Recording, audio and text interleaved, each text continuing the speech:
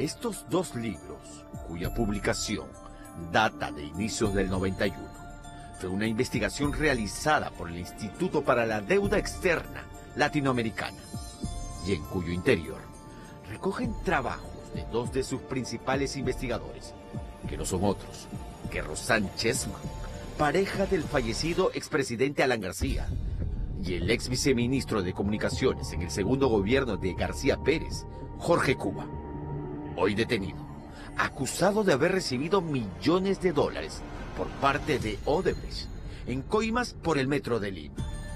Dineros que podrían haber terminado, según la hipótesis fiscal, en manos del exmandatario aprista.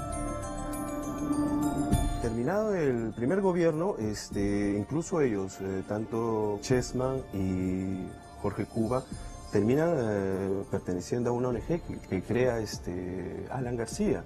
Una ONG que, si no me equivoco, es el Instituto de la Deuda Latinoamericana. Ellos están trabajando en una oficina, incluso en la oficina que da, si no me equivoco, en la calle Pinar, que estaba a una cuadra de lo que era la casa de Alan García.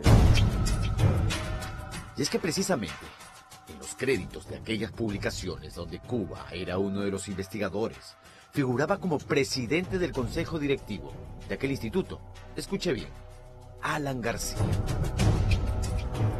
Pero además aparecía como director ejecutivo Enrique Cornejo Ramírez, exministro de Transportes y Comunicaciones, en el segundo gobierno aprista, y también, hoy sindicado de ser, dice el Ministerio Público, uno de los que junto a García habría liderado una presunta organización criminal. Entonces, ese entorno que ahora se menciona, entonces el tema de los sobornos de Odebrecht, se ha dado, viene, en todo caso, data de esa época, ¿no? Y los documentos lo muestran. Ricardo Pinedo ha sido por años secretario personal del fallecido expresidente Alan García Pérez. A él lo entrevistamos el viernes último, tras casi una semana de revelaciones explosivas y también silencios, como el de Luis Nava, quien por ahora ha preferido no decir nada e ir a prisión preventiva por los próximos 36 meses, a pesar que su hijo José Nava Mendiola, a quien Odebrecht apodó como bandido, ha confesado a los fiscales que su padre, Luis Nava, cobraba coimas a la empresa brasilera, a través de Jorge Barata. Y a pesar que Miguel Atala, ex vicepresidente de Petroperú en el segundo gobierno aprista, ha confesado que abrió una cuenta en Andorra a pedido de Nava, y que el $1.300.000 que le depositó Odebrecht en aquella cuenta era en realidad de Alan García, a quien dice Atala le entregó en efectivo y por partes desde el 2010 en diversos lugares, uno de ellos, Palacio de Gobierno.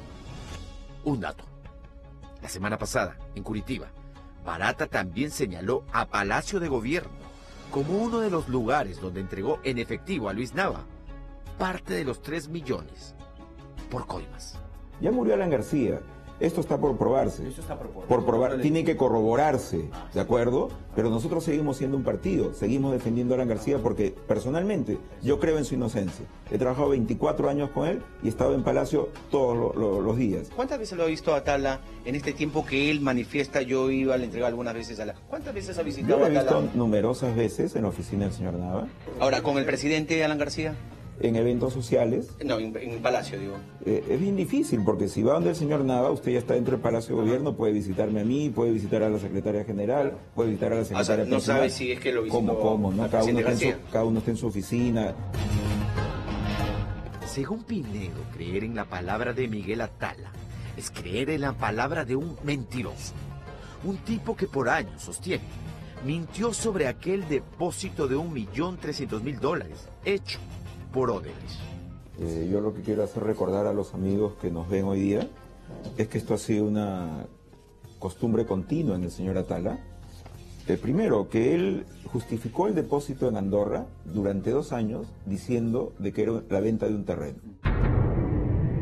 Lo que parece olvidar Pinedo, según Miguel Gutiérrez, periodista de investigación de Convoca.p, es que la notaría Tambini, quien había certificado el contrato de la supuesta venta del terreno a Odebrecht, es una notaría perteneciente a la hija de un cercano amigo del expresidente Alan García, Moisés Tambini, exdiputado aprista y ex procurador en el segundo gobierno de García Pérez.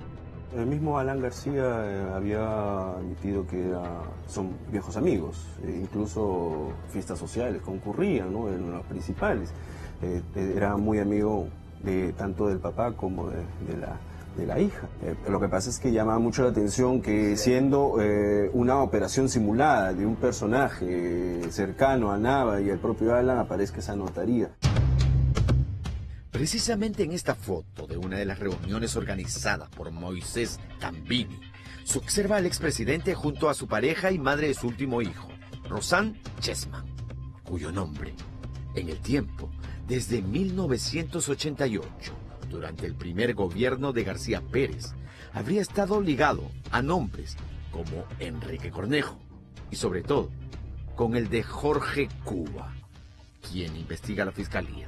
Sería, después de Luis Nava, aquel encargado de cobrar las presuntas coimas por el Metro de Lima, que habían terminado en manos del hoy fallecido expresidente.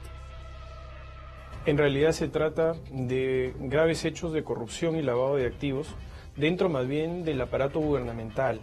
En realidad la estructura orgánica del partido aprista no está directamente incluida en esta investigación.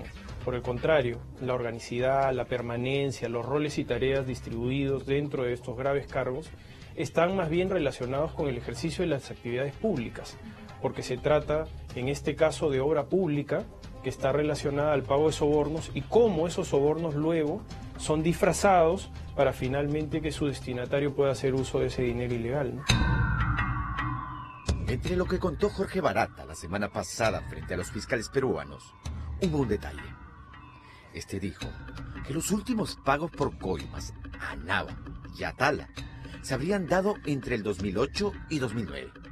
Y es que en adelante, según Barata, la obra a emprender por su empresa era otra: las obras del Metro de Lima, por lo que ahora habría dicho el ex superintendente de Odebrecht en el Perú, el encargado de pedir y cobrar coima para que todo marchara viento en popa con aquella obra, era Jorge Cuba Hidalgo. Ahí operan aparentemente otros personajes, ¿no? Aparece Cuba, Cornejo, ¿no? Aún así, tanto de la primera etapa como interoceánica como esta, son personajes siempre ligados a Alan García. Una de las conclusiones que llegamos luego de la confesión de Atala es que Cuba tiene muchas cosas que decir aún. Y hay cosas que no están claras. Y la pregunta es, ¿y también Cuba era testaferro también de Alan García o no? Corría el año 88. Alan García entraba en su tercer año de gestión de su primer gobierno, cuando Jorge Cuba, conocido entonces como el compañero Cuba o el chino Cuba, llegó, dicen, por recomendación de su amiga de universidad, Rosanne Chessman, a formar parte del Instituto de Comercio Exterior, un ente que funcionaba dentro de Palacio de Gobierno y que reportaba funciones al entonces presidente García. Además de Chessman, Enrique Cornejo Ramírez y ahora Jorge Cuba formaban parte de ese equipo. Aquel cuarteto se mantuvo junto en el tiempo.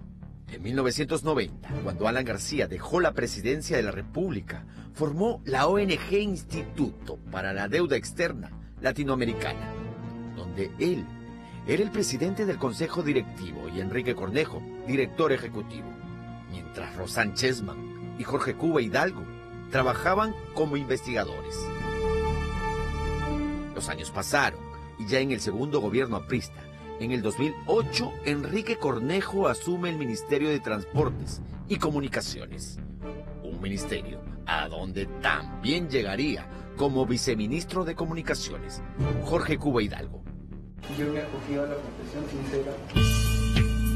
Tras ser capturado y acogerse a la confesión sincera, el 22 de febrero del año pasado, Miguel Navarro Portugal, exfuncionario del Ministerio de Transportes y Comunicaciones y ex mano derecha de Jorge Cuba, le habría dicho a los fiscales que Cuba le contó en una oportunidad que fue Rosanne Chessman quien lo habría recomendado para ocupar el Viceministerio de Comunicaciones. Por cierto, la semana pasada en Curitiba, Barata señaló su extrañeza que desde aquel cargo Cuba Hidalgo ofreciera, previo pago de millonarias coimas, ayudar a Odebrecht con las obras del Metro de Lima. Pero como veía nuevamente Barata que las cosas iban caminando mientras acordaban y negociaban con Cuba, entonces él entendió que era un personaje clave, cercano, que si se le pagaba las cosas también caminaban y por lo tanto los planes de Odebrecht se cumplían. Eso demuestra también que Cuba tenía de alguna manera cierta autoridad. ¿A nombre de quién y cómo quién? ¿Por qué él de alguna manera se sentía con la capacidad o poder de negociar, pese a que el cargo no lo ayudaba? Eso me hace recordar un poco también el tema del señor Nava, que siendo secretario de presidencia y no tiene nada que ver con el tema ejecutivo, era el escogido por Odebrecht. Navarro Portugal también contó que su ex jefe manejaba millonarias sumas en efectivo, dinero que dice, acomodaba entre 200.000 y 500.000 dólares en sobres Manila.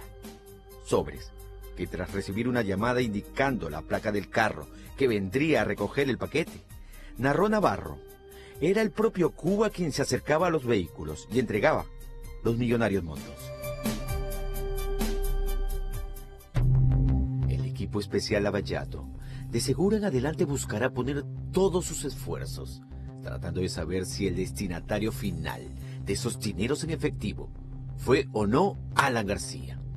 Y por supuesto, esperan que Luis Nava y Jorge Cuba, hoy convertidos en piezas claves en esta historia, terminen por decir su propia verdad.